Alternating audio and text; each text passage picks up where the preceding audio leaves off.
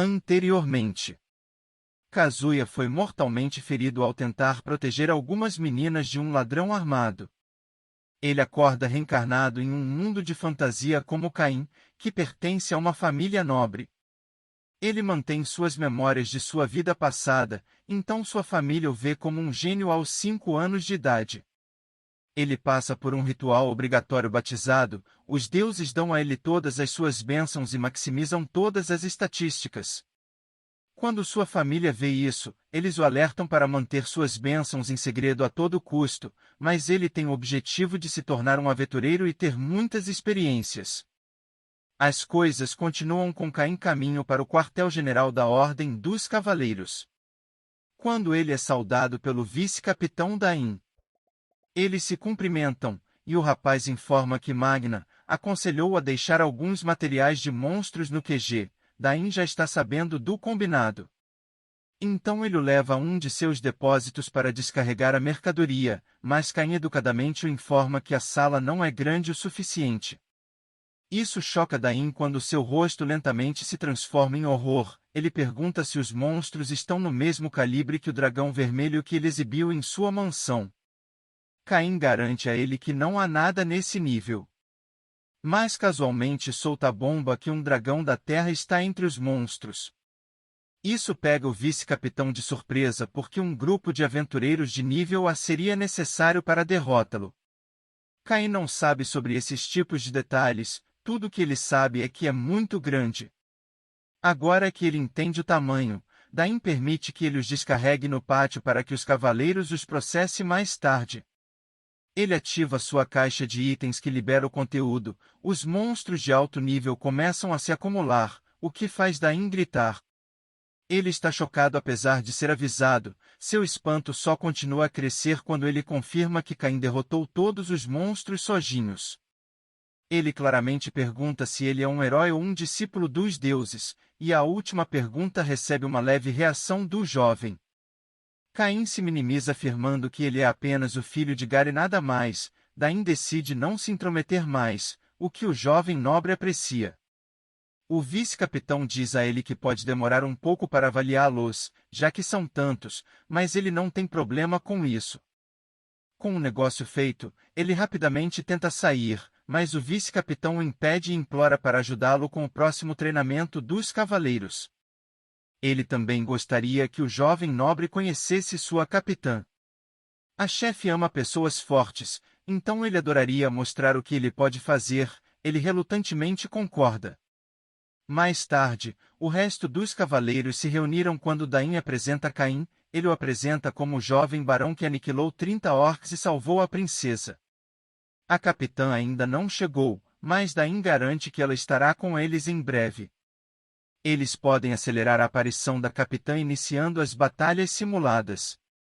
Caim tem uma imagem em sua cabeça de que ela será super intimidadora. O vice-capitão informa seus subordinados para começar com as batalhas simuladas, mas eles estão um pouco preocupados já que Caim é tão jovem. Dain permite que aquele que expressou uma preocupação enfrente o nobre primeiro, o cavaleiro até sente pena de Caim e decide conceder a ele o primeiro movimento. Ele aceita a oferta e avança em sua direção. Caim é tão rápido que o cavaleiro não consegue ver o movimento antes que seja tarde demais. Ele fica parado em estado de choque, pois foi desarmado agressivamente. O cavaleiro desiste ao ver a diferença em suas forças. Caim parece preocupado que ele possa ter exagerado. Ele agradece enquanto tenta ir embora, mas Dain o impede mais uma vez. O vice-capitão fica impressionado com o que acaba de presenciar, então ele o impede de sair. Dado o nível de habilidade de Caim, ele sugere que ele enfrente 30 cavaleiros na próxima rodada. Enquanto eles avançam em sua direção, sua capitã grita do topo de um prédio próximo para conter seus ataques. Ela se vira querendo saber por que toda uma ordem de cavaleiros está apontando suas espadas para um jovem. Ela os repreende por não terem orgulho. A capitã então se vira para Caim e o abraça perguntando se ele está bem e diz para ele não se preocupar com as pessoas assustadoras ao redor, agora que ela está por perto. Ele fica um pouco chocado com o abraço, mas a primeira coisa que ele percebe é que ela é uma elfa. ela então se dirige a Daim para repreendê-lo por não impedir essa injustiça. O vice-capitão explica calmamente que ele é o famoso herói que derrotou os orcs e salvou a princesa. A capitã fica um pouco chocada ao saber que ele conseguiu tal feito, a vibração dela em relação a ele muda completamente depois de ouvir isso, e Caim fica tenso ao sentir a ameaça. Ela imediatamente desembainha sua espada com entusiasmo enquanto desafia para um duelo. Daim acha que será sensato se ela se apresentar primeiro. Ela discorda afirmando que eles vão falar com suas espadas, o resto dos cavaleiros já sabem o desejo de sua capitã de lutar com oponentes fortes, então eles se desculpam silenciosamente enquanto saem. Eles duvidam que Caim seja capaz de acompanhar, já que ela detém o título de mestre espadachim. Caim os ouve e começa a ficar um pouco intimidado. O capitão sinaliza para eles começarem, mas o herói aponta que ele está segurando uma espada de madeira. Ela garante a ele que sua espada está cega. Eles começam a trocar golpes e ela já sabe que vão gostar da luta. Os dois usam sua habilidade de impulso enquanto se enfrentam no campo de treinamento em velocidades que deixam os cavaleiros maravilhados. Eles ficam surpresos ao ver que Caim está acompanhando a capitã e ficam perplexos quando ele rapidamente foge de seu ataque e vence o duelo por finalização. Ela parece chocada no início, mas rapidamente se transforma em afeto quando ela processa a diferença em suas forças. Naquele momento, ela anuncia que vai esperar até o futuro para se casar com ele. Todos os cavaleiros soltaram um grito coletivo com sua declaração. Caim a afasta porque não sabe nada sobre ela. Então ela se apresenta oficialmente como Tefana, que também detém o título de Visconde Honorário.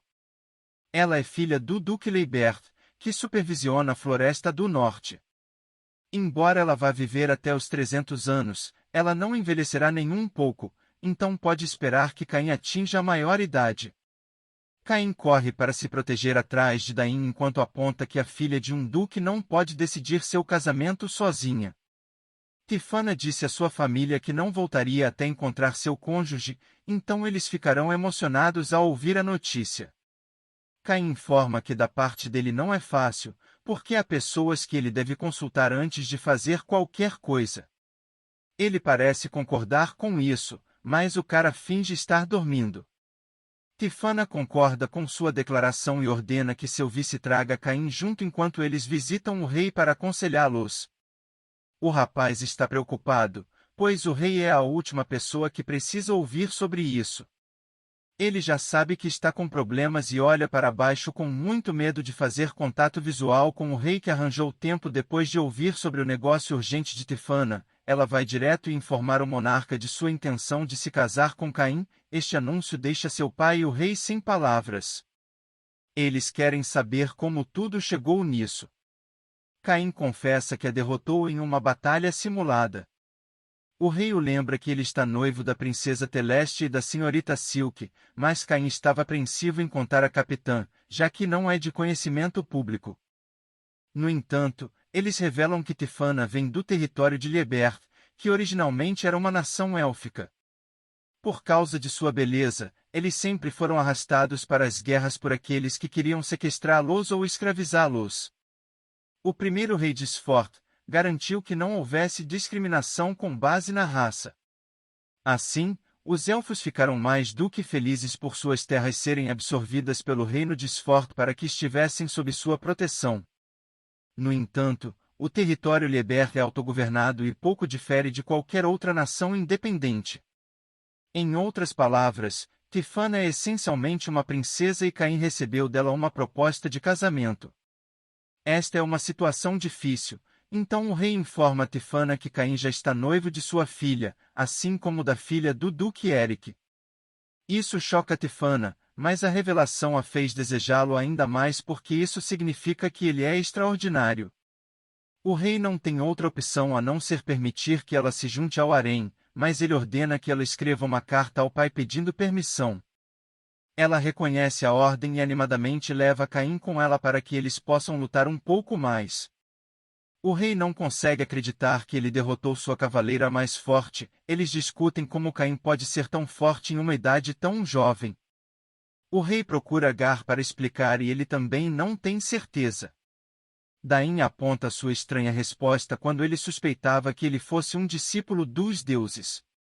O rei sente que isso significa algo está acontecendo. Magna sugere uma maneira de testá-lo, que é mostrar a ele um livro. Mais tarde, Caim se encontra com Daim novamente nos corredores e ele está exausto da luta que Tefana está fazendo com ele.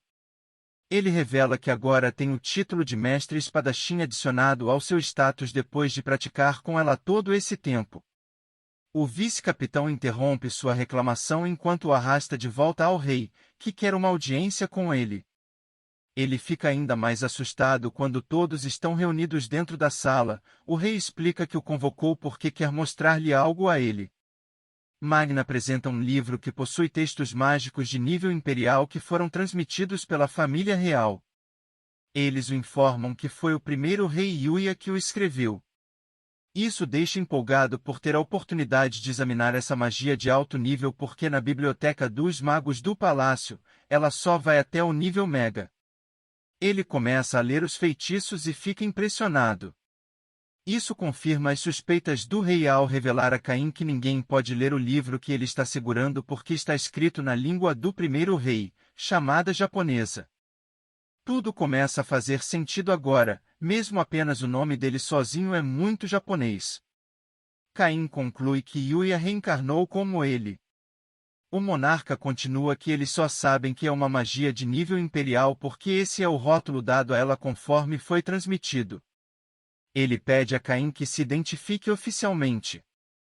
Ele está um pouco preocupado em perder tudo se derramar o feijão, mas para de pensar e diz a eles com confiança que vai confessar, mas eles devem prometer que isso não sairá da sala. Ele também os informa que deixará o reino pacificamente se eles não gostarem do que vão ouvir. Ele começa revelando que ainda guarda as memórias de sua vida passada. Essas são memórias de uma terra diferente de onde também veio o primeiro rei chamado Japão. Ele se desculpa por não ter contado a eles. Gar se preocupa se ele é realmente seu filho, mas garante que não há dúvidas sobre isso. Ele revela que os deuses lhe disseram quando ele foi batizado aos 5 anos. Todos ficam surpresos por ter conhecido os deuses. Ele continua revelando que conheceu todos os 7 e ainda mantém contato frequente com eles. Eles imploram para que ele revele suas estatísticas. Eles não podem acreditar no que estão vendo. Com os títulos que ele possui, ele mesmo rei e todos os cidadãos deste mundo devem se curvar a Caim. De tão alto que é o título de escolhido de Deus. Esse comentário assusta Caim, então ele implora ao rei afirmando que gosta de sua vida atual e de todas as pessoas boas que conheceu. Ser nomeado barão é uma honra muito maior do que ele merece. Ele os deixa saber que em sua vida anterior, ele perdeu todos os membros de sua família e estava sozinho, mas nessa ele é tão amado que eles não deveriam tirar isso dele. Ele informa a seu pai que tem orgulho de ser seu filho e pede desculpas ao rei por esconder tudo. Caim quer que eles ainda o tratem da mesma forma. Depois de ouvir tudo, o rei decide reconhecê-lo como filho de Gar, mas ele oferece a ele a posição de rei, que choca a todos. O encontro não oficial deles chega a um fim quando Tefana invade com uma carta de seu pai aceitando sua decisão. Ela arrasta Caim para longe novamente.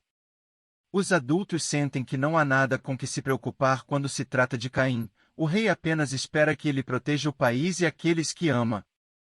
Mais tarde, ele pede desculpas a Teleste e Silk por adicionar outra lista, mas elas são compreensivas. Seu momento é arruinado quando Tefana o arrasta para outra simulação de batalha.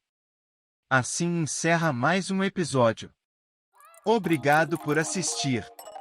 Assista os episódios anteriores clicando aqui do lado esquerdo. Gostou deste vídeo e ainda não é inscrito? Inscreva-se para ver mais resumos de anime.